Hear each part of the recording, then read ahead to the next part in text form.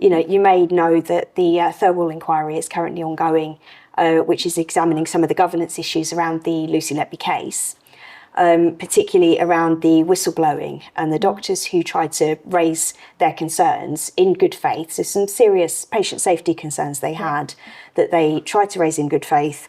And they were threatened with retaliation by the hospital management. They were threatened with referral to the General Medical Council, and a lot of them were made to apologise for the things that they'd said. And this doesn't feel like how whistleblowing would be dealt with in a corporate environment. No. What are your views on whistleblowing? I mean, I think even just listening to that at the end of the day, you think to yourself, if these were raised, and firstly, even if there was just one of them raised, you'd think they'd want to, given the risk associated with patient care and lives and those kind of things. This isn't just like the corporate environment, these are people. Exactly, yes. And I just think having some sort of kind of investigation or inquiry, you'd think would happen anyway, and those people that it was reported to would want to drive that. Yeah, exactly. But it seems that the volume ignored just seems... Yeah, and those who raised the concerns were actually treated as the problem. Yes. Rather than them actually saying, okay, this needs to be looked at. They were treated like they were causing the issue. Yeah, which is, you just think to yourself, like, the whole culture with good governance and kind of all the governance failings and things like that is all about sort of trust and speaking up and respect for others and those kind of things. So it's almost sort of the total opposite of what the culture is that we should be driving, whether that be, kind of in the kind of public sector or private or whatever it is, it just sort of goes against everything I think that we're trying to drive with good governance and that. So I think, well, unrelated, but also unrelated, I think it boils down to the personal perspectives on whistleblowing. Yeah. So when you look at, for example, you watch movies, you see whistleblowing in effect, and you always see negative consequences, for example. So I think the issue is more deep-rooted in personal values as opposed to the corporate culture, but then obviously that filters in. So I think that's where one of the core issues actually arises. So there probably needs to be a bit of firmness around it. Yeah, I think there's those attitudes, those negative attitudes are creating very much a cultural fear within the NHS where people don't feel that they can raise very serious concerns. I saw a statistic that said 71% of doctors say it's not possible for them to raise patient safety concerns without it damaging their careers. I mean, that's a real significant number. And the people that will be affected by that is just...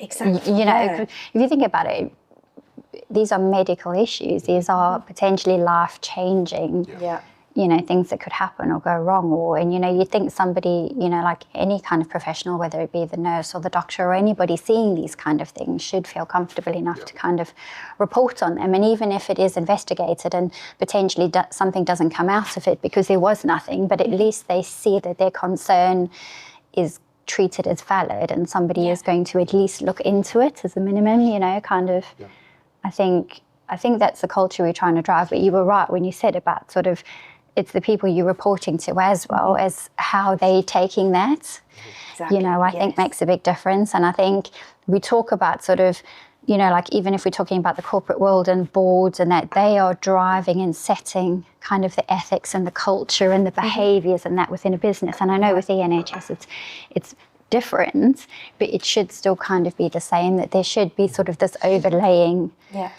kind of culture and ethics and responsibility for everybody that you'd think everybody would have anyway. But, it feels like that needs to be put in there, but then kind of treated the same all the way down. And I just think there's also so many people involved.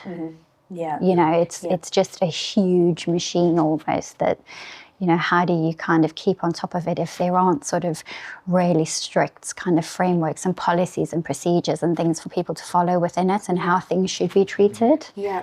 I think one of the interesting things with that as well is I looked back at the particular hospital's board papers at the time, so around 2016, and the board were receiving reports about their Speak Out Safely campaigns and about how they were adopting this Freedom to Speak Up initiative.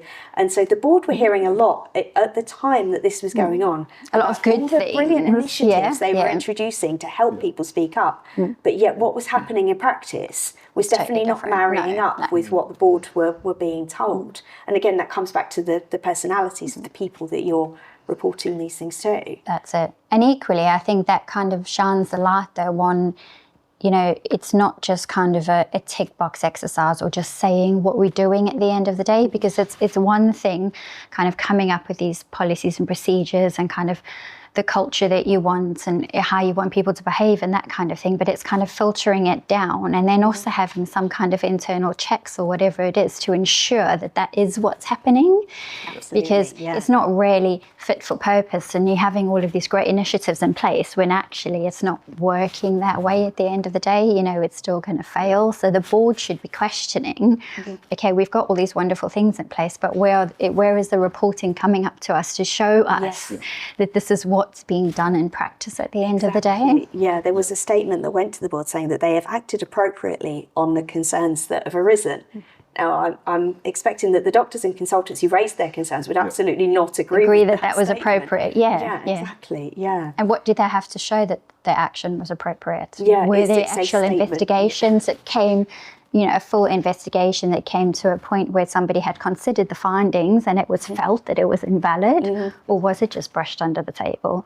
You know, and if you think about it, if you kind of think as the sort of the confirmations and that sort of goes up the ladder until it gets to the board, you know, they should be asking because they're ultimately responsible for internal controls and the culture and the governance, all of those kind of things. So they're the ones who should be asking questions at the end of the day to say, you know, show me.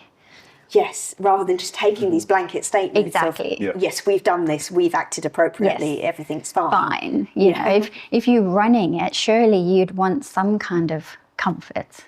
You know, so like you say, it's kind of failings all the way up in a way, and then the people at the top also just being, well, we feel like we've discharged our duties, but actually, you know, that just taking things and saying, oh, well, it was reported to us and it was all fine. But I do think there needs to be a bit more of questioning and challenge and wanting to see things. Yes, yeah. You know, absolutely. rather than just being like, okay, well, we were told it was fine. So, yeah. And especially with the number of them that were coming up. You know, it's hard to ignore.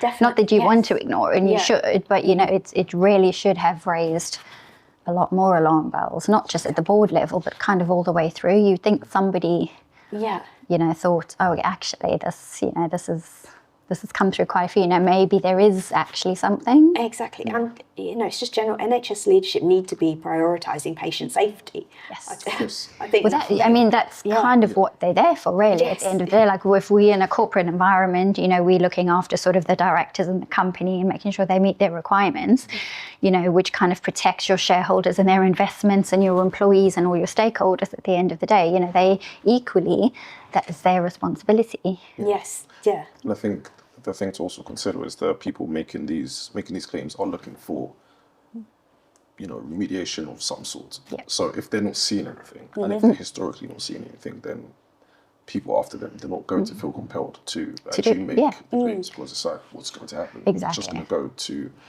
the board or whoever else it goes to, and then it stops there. So I think there needs to be a bit more, there should be a bit more, you know, consequences and remediation for people to see, so they know it happening. And I think and that's it. And equally, not just that it kind of landed on deaf ears or didn't go anywhere, but the fact that there was kind of, they were being threatened and they were being made to feel that they were in the wrong. It's just another level that shows the dysfunction in it, because it's not like it was reported and it just didn't go anywhere, but there was actually communication coming back, but negative. Yes, exactly. You know, which was kind of almost in a way teaching people to not do it. Yeah, precisely. Yeah, they need to be able to raise their concerns without fear of retaliation. And I think one of the issues that's been highlighted is there's nobody and there's no body to support people when they're making these allegations. they haven't got any kind of protection Yeah. or anybody that they can go to. Like a third party yeah, that's sort to of make immediate sure, in a way that, that the investigations have been done properly. And they yeah, have, yeah. that the concerns have been taken seriously. Yeah. There's nobody there to do that for them. Another interesting thing is, obviously, NHS England is being abolished under the Labour government, and they currently oversee the Freedom to Speak Up initiative. So there's obviously questions around, well, what happens Where does that to sit? that? Yeah. Does that move with the other NHS England responsibilities, or is this an opportunity maybe to create something separate which will actually give whistleblowers the protection that they should have anyway, yeah. And it almost feels like it might be sort of a good time for that, but then, you know, who's going to do that? Yes, that is the question. At the end of the day, I think, you know, given everything that's happened, it definitely should be sort of on the forefront of everybody's minds. But you know, it is, again, where does it sit? Who's going to look after it? And I think it's a really big job. And you just think to yourself, what is the framework when you whistleblow? Sort of, you know, what is the policy and the procedure and everything within the NHS? How is there something that's clear on when it is received, how it's documented, who it goes to, how it's investigated, how the findings are presented? You know, it feels like, I don't know if there is sort of a robust framework in place on how these things need to be treated, because they certainly weren't treated as they should. No. So either there isn't something in place, or there is something in place that people just aren't following or aren't fully aware of. Are they being trained on it? Are they all aware of? You know, it just, it feels like there was one failing after the next all the way along, and you'd feel like somebody along the line should have picked it up. Yeah, and there are a lot of freedom to speak up processes, and there's lots of guidance, but like you say, if people are not trained on it or they don't understand it, then there's no point in having these things there, because you know, NHS staff are very busy. They don't have time to sit and trawl through policies and procedures. Exactly. And I think that's kind of, for any policy and procedure, at the end of the day, the value in it is not just having something in place. It's kind of ensuring that everybody understands it, values it, knows how to follow it. It's easily accessible. And equally, again, it's a sort of the feedback that, you know, when you are reporting on something, that something's coming of it. It's even like when we talk about sort of staff surveys and all of that, you know, unless there's a full loop of people are open and honest within the staff surveys because they trust it, but then they see something coming back. So once it's been collated and it goes to the board and the committees and everything else, that there's some kind of communication back to the employees to say, we've heard this, we've listened, we've, you know, and I think it's kind of that as well, just, you know, if people do whistleblow and those kind of things, is just to know that something is going to be done about it. Yeah, I know in a lot of staff surveys I've done, they have a question, like, do you think any action will be taken from this survey? And it's usually one of the highest no answers on the whole survey. And that's the thing, you know, it's even like board, all those kind of things where you're asking people to kind of either come forward or report on something or be honest about something or give their thoughts and their feedback, you know.